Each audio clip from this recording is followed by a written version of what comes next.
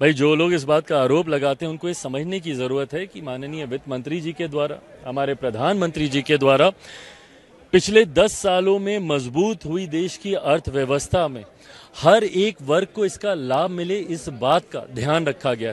भले वो हमारी नारी शक्ति हो, भले वो हमारी युवा शक्ति हो, भले वो हमारे अन्नदाता हो, भले वो हमारे गरीब वर्ग के लोग हों, हर एक वर्ग का, भले वो मध्य वर्ग से आने वाले लोग हों, हर एक वर्ग का इसमें ध्यान रखा गया।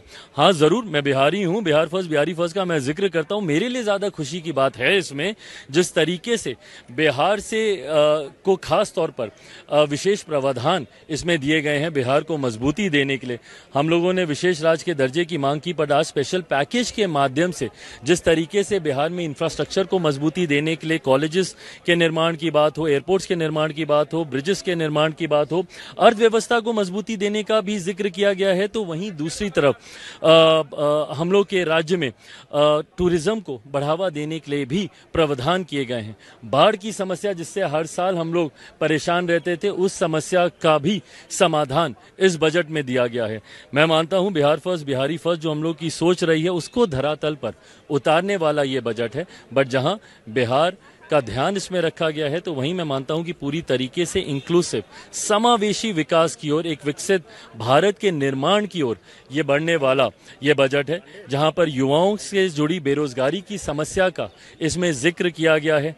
एमएसएमई सेक्टर को मजबूती देने की इसमें बात की गई है। एमएसएमई सेक्टर कहीं ना कहीं हमारे देश की अर्थव्यवस्था की रीढ़ की हड्डी है, उसको मजबूती देने का इसमें जिक्र किया गया है। अपने मंत्रालय की मैं बात करूं, रेडिएशन यूनिट्स पर हम लोग लंबे समय से हम लोग काम कर रहे थे। पेरिशेबल आइटम्स को कैसे वेस्टेज से हम लोग बचा सके, कैसे हमारे किसान भाइयों को कि हम लोग इसमें मदद कर सकें, उसका भी इसमें प्रावधान किया गया है। वहीं लैब टेस्टिंग यूनिट्स के माध्यम से भी आने वाले दिनों में खाद्य पदार्थों की गुणवत्ता को हम लोग बरकरार रख सके, इसका भी इसमें जिक्र किया गया है। तो मैं मानता हूं कि ये आत्मनिर्भर भारत को मजबूती देता हुआ विकसित भारत की ओर बढ़ने वाला बजट है। तो लोग इस बात का हो हल्ला मचाते हैं कि बिहार को विशेष राज्य का दर्जा नहीं मिला, विशेष राज्य का दर्जा नहीं मिला। ये वही विपक्ष के लोग हैं जिनके पास ये जानकारी का अभाव है कि इन्हीं की सरकार में, यूपीए की सरकार में मनमोहन सिंह जी के दौरान ही नीति आयोग में इस तरीके के प्रावधान किए गए थे जिसके बाद किसी भी राज्य को विशेष राज्य का दर्जा मिलना लगभग नामुमकिन के करीब हो गया था। बहरहाल हम लोग की मांग रही थी कि जब तक विशेष राज्य के दर्जे का दर्जा हम लोग को नहीं मिलता, स्पेशल पैकेजेस हम लोग को दिए जाएं।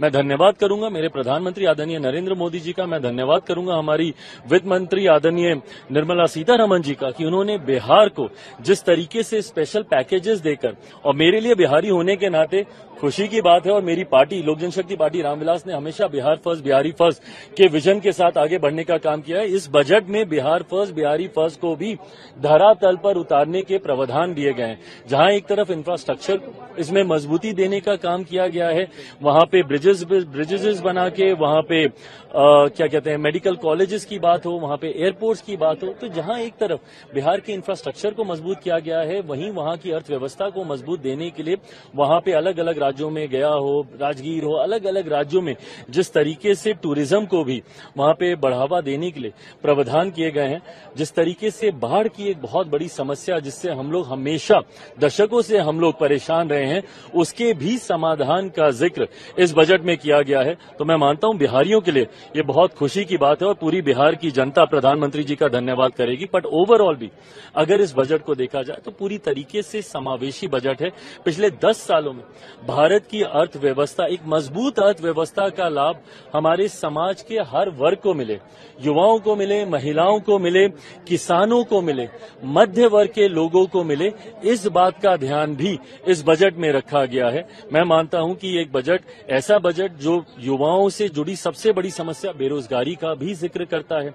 एमएसएमई सेक्टर को जिस तरीके से मजबूती देने की बात की गई है, इसमें एमएसएमई सेक्टर एक रीढ़ की हड्डी है हमारे देश की अर्थव्यवस्था को लेकर। तो मैं मानता हूं कि विकसित भारत के निर्माण में ये एक मजबूत नींव की तरह इस बजट को देखा जा सकता है। आप कह रहे हैं समावेशी बजट है, सारे सांसद जो निकले विपक्ष के वो तो कह रहे हैं आंध्र बिहार का बजट है, ये सरकार बचाने वाला बजट है। इन लोगों को अगर अपने राज्य में अगर गरीब नहीं दिखते, अपने अपने राज्य में अगर इनको किसान नहीं दिखते, अपने राज्य में इनको मध्य वर्ग के लोग नहीं दिखते, अपने राज्य में इनको महिलाएं नहीं दिखती या युवा नहीं दिखते, तो मैं इनकी सोच के ऊपर कोई टिप्पणी नहीं करूंगा। जब हर इस वर्ग का जिक्र किया गया तो इस वर्ग से आने वाले हर व्यक्ति, भले वो किसी भी राज्य में रहता हो, उसकी सुविधा का जिक्र किया गया। जब आम आदमी की आमदनी को बढ़ाने का बचाव को जो वो बचत करता है उसको बढ़ाने का जिक्र किया, तो ये हर राज्य के व्यक्ति का जिक्र किया गया। पर अगर इसमें उनको उनके राज्य का जिक्र नहीं दिखता तो ये उनकी सोच हो सकती है।